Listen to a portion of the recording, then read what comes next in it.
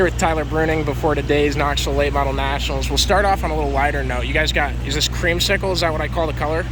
For you and Shane's suit down there? Yeah, unfortunately, I'm not going to throw anybody under the bus, but it came a little bit wrong color. So we're sporting them proudly, and the right colors are on their way.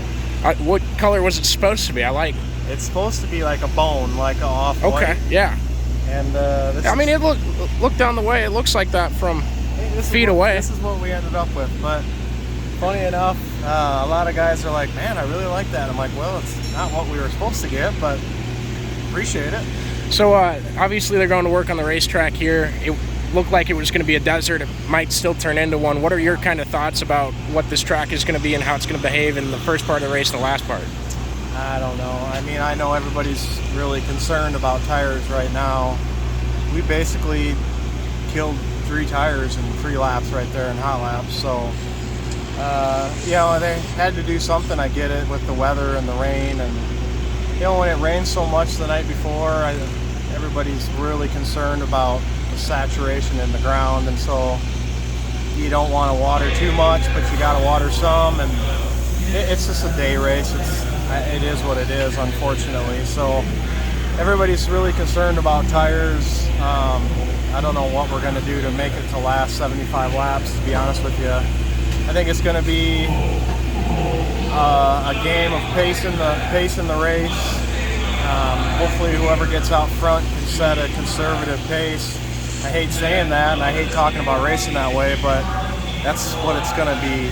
You know, that's what it's going to come down to, is whoever can conserve their tires the best and have something left at the end. Is it fair to say then that a lot of drivers behind row 1 are going to be rooting for Bobby Pierce to take the lead over Davenport? I don't know. Both them guys charge pretty hard, so I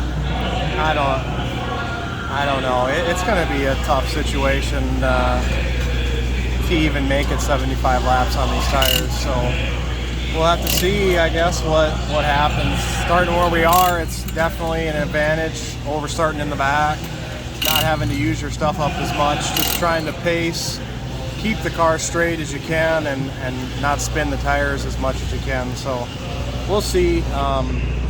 Weather's kind of looking okay now, so they're working on the track pretty good, but I just think it's so hard underneath that it'll break up and race good for 10-15 laps maybe, but in those hot laps there, it was rubbered up, so we'll just have to see, I guess. And you roll off third, being from Iowa. I know everyone I've talked to 4 or 5 guys before this race starts, no one's worried about winning right now, but what would it mean to win to you, being from Iowa and winning this race in Knoxville? Well, this place is historic for Iowa, let alone for myself, being from Iowa here.